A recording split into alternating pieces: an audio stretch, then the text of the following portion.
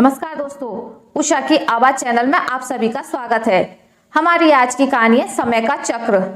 ये कहानी है सिमरन की, जो एक कुलीन परिवार की इकलौती बहू है और उसकी शादी को 8 साल हो चुके हैं।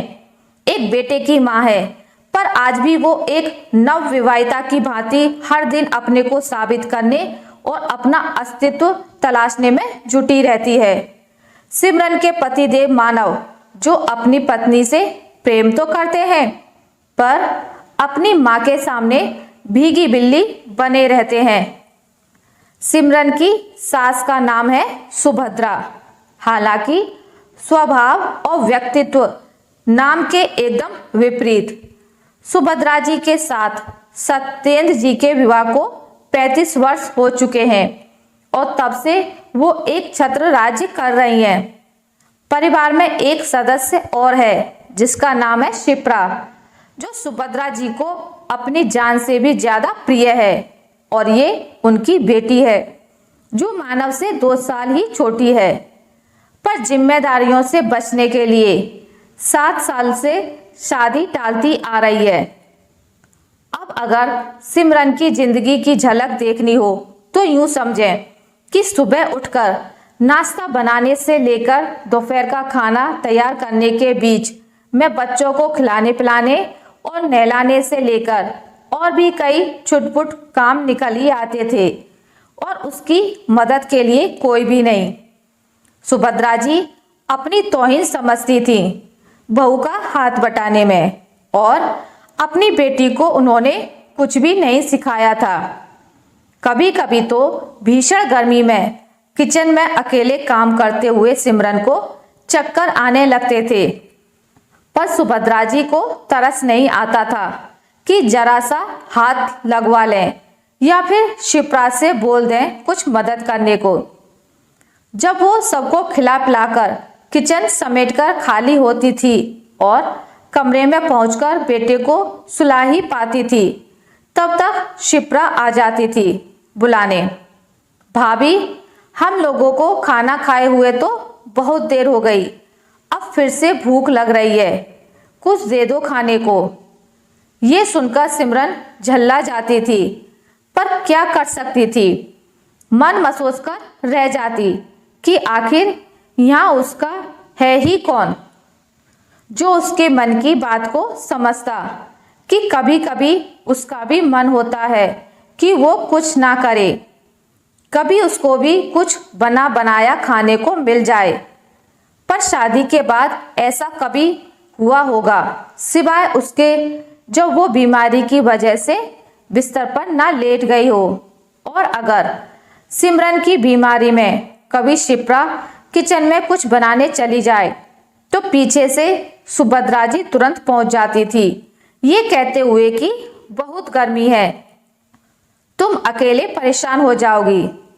ये सुनकर सिमरन को अंदर से पीड़ा होती थी कि वो तो सबको अपना समझकर सबकी जिम्मेदारी उठाती है, लेकिन उसके लिए सोचने वाला कोई नहीं है। पर वो चुप ही रह जाती थी, क्योंकि मानव अपनी माँ के सामने खुद ही चुप रहते थे। यही सब झेलते हुए 10 साल हो गए और शिप्रा की उम्र 30 के पार पहुंच चुकी थी। सत्येंद्र जी बहुत सख्ती से जिद पर अड़ गए, तब जाकर शिप्रा शादी के लिए तैयार हुई और एक अच्छा परिवार देखकर शादी कर दी गई।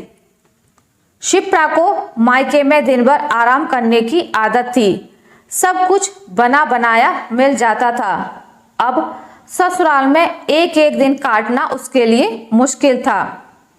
कुछ दिन तो नई बहू की खातिरदारी हुई और कुछ दिन मायके आने जाने में बीत गए, पर जब इसके बाद शिप्रा पर जिम्मेदारी आई तो उसके हाथ पैर फूल गए। शिप्रा की सास ने सिमरन को शादी के वक्त और बाद में घर आने पर काम करते देखा था कि कैसे वो अकेले सारी जिम्मेदारियां बखूबी निभा रही थी, और यही उम्मीद उन्हें शिप्रा से भी थी। शिप्रा जब अकेले किचन में पसीना बहाती और उसको एक साथ कई काम बता दिए जाते तो उसका गुस्से से दिमाग फटने लगता था। इसी के चलते उसने पति से भी उसकी अनबन रहने लगी थी। जब इसकी भनक सुभद्रा जी को लगी तो उन्होंने अपने घर में इसकी चर्चा की और बोली, उसकी सास को सोचना चाहिए कि घर में बहू आई है, नौकरानी नहीं, जो उस पे सारा काम अकेले छोड़ दिया गया। वो बेचारी गर्मी में अकेले परेशान हो जाती है। इतना काम करते करते कोई हाथ लगाने वाला नहीं है।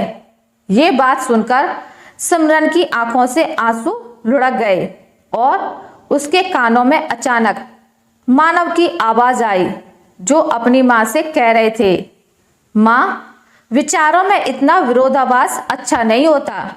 अगर आप आज तक अपनी बहू के लिए सही थी और सिमरन के साथ सही व्यवहार कर रही थी, तो शिप्रा की सास भी अपनी बहू के लिए सही है, तो फिर आपका परेशान होना बेकार है। और अगर अपनी बेटी की शादी के बाद आप आज ये मान रही हैं कि बहू के साथ ऐसा व्यवहार नहीं होना चाहिए, उसको घर की नौकरानी समझ लेना उचित नहीं, तो 10 सालों से सिमरन के साथ क्या इस घर में सही व्यवहार हुआ है?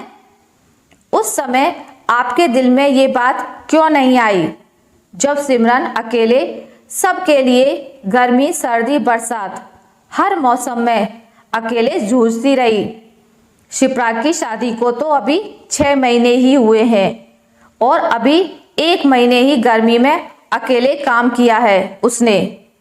पर सिमरन ने तो ऐसी कितनी गर्मियों के मौसम हमारे परिवार की सेवा करते हुए काट दिए और आज तक अपनी पीड़ा आपके सामने नहीं आने दी।